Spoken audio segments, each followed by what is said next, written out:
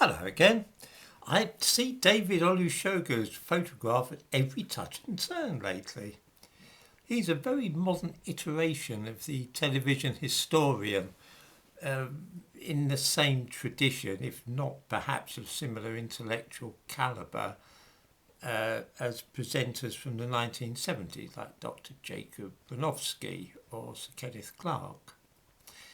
Unlike them, Olusoga's grasp of history is more than a little tenuous, and he is prone to coming out with what were once known as schoolboy howlers on a fairly regular basis.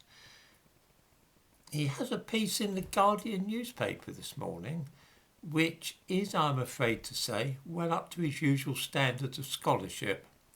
I provide a link to this in the description to this video. It is hard to know where to begin with this article, which is essentially an advertisement for his latest television programme, which is about Bristol. Nothing wrong with that, of course. I've written pieces for The Guardian in the past myself, promoting some book of mine. I hope, though, that I've been a little more subtle about it than David Olusoga. He describes his new production as, "It is a classic fly-on-the-wall documentary." Now, call me old-fashioned if you will, but I usually let other people, readers and reviewers for instance, decide if the stuff I produce is a classic. If I came on here and started calling some new book of mine a classic, I suspect that many viewers would mutter with some justification, he's getting to be a right big head lately. Still, let us be charitable and assume that Olusoga's latest offering on the telly really is a classic of the genre. What is it about? Well, basically it follows the notorious event in Bristol last summer and its aftermath, the pulling down of the statue of Edward Colston. Mind, I shouldn't really say notorious because David Olusoga comes down pretty sharpish on any criticism concerning the treatment of that statue. He talks of the outrage industry and says that those of us who were shocked by the scenes of rioting which led to the statue being thrown in the harbour are professionally outraged. Don't you just love that?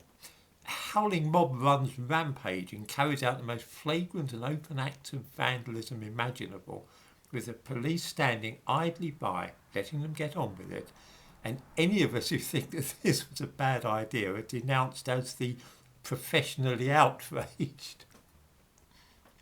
Let's look at what else David Olusoga says. He claims that Edward Colston was a mass murderer and that he was complicit in 19,000 deaths. Now, one of these claims is quite mad and the other exceedingly dubious, but I'm guessing that as a professional historian, Olusoga knows this, but felt he could get away with such nonsense in The Guardian because the readers there are usually sympathetic to statements of that sort. Okay, Edward Colston was a member of the Royal African Society, which was responsible. He was belonged to them between 1680 and 1692 for about 12 years. He held an important position there for a year or two. During that time, roughly 5,000 slaves were being taken from Africa to the Caribbean. The Royal African Company dealt in other things like gold and ivory. Slaves were not a major thing at that time, but there. So roughly 5,000 a year, perhaps 60,000 slaves were transported across the Atlantic while Colston was involved with the company. Murder is a deliberate killing of another person. Why on earth should slave traders wish to destroy their stock in this way? It is absurd.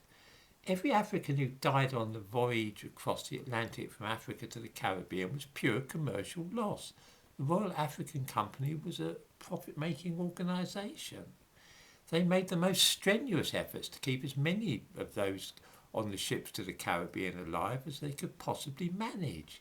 That's where their profit in the business lay, in getting slaves alive to the Caribbean. It would make no sense at all to set out deliberately to kill the people you were hoping to sell. Yes, conditions on the ships left a great deal to be desired, but it was not murder. I suppose you could make a case that it was manslaughter by negligence or something, but to describe a man that was involved in that trade as a mass murderer is absurd. I imagine that Olusoga is talking about the number of deaths on board the ships crossing the Atlantic, but even in that case his figures are wildly out for a very amusing reason. When talking of people who were professionally outraged about the mob rule in Bristol last year, he says that the professionally outraged have never allowed Colston's relative obscurity to stand in their way as they rushed to his defence, having first looked him up on Wikipedia. Where did he get his own figure of for the 19,000 deaths in which Edward Colston was supposedly complicit? Ah, that would be from Wikipedia. The entry reads as follows.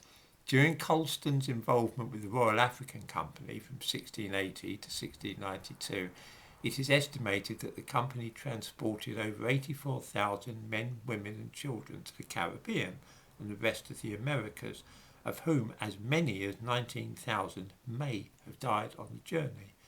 As many as 19,000 may have died means, of course, fewer than this died.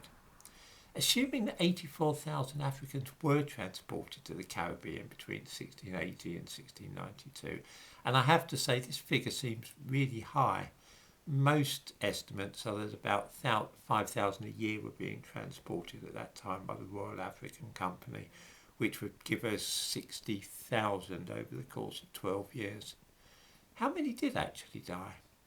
The average mortality rate for the Atlantic crossing was about 12.5%. I give a reference to this estimate above. Some people put it a little higher at 15%, but that's about the limit. If the real figure for the number of slaves was the lower estimate of 60,000 taken across the Atlantic, then around 7,500 might have died. Even at a higher estimate of 84,000, which is given in Wikipedia, the number of deaths would have been just 10,500. So Olusoga gives a figure twice that which everybody else seems to have. This is the problem of using Wikipedia as a source. But then David Olusoga knows this better than most because he's mentioned it earlier in his article.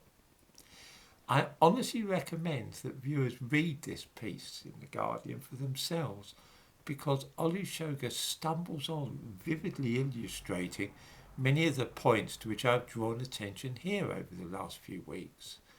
For instance, I do not think that the ethnicity or social class of a politician or public servant should be relevant at all. What I want from a mayor, say, is somebody who will ensure that the rubbish is collected, the streets swept, the fire brigade operating efficiently, and order preserved.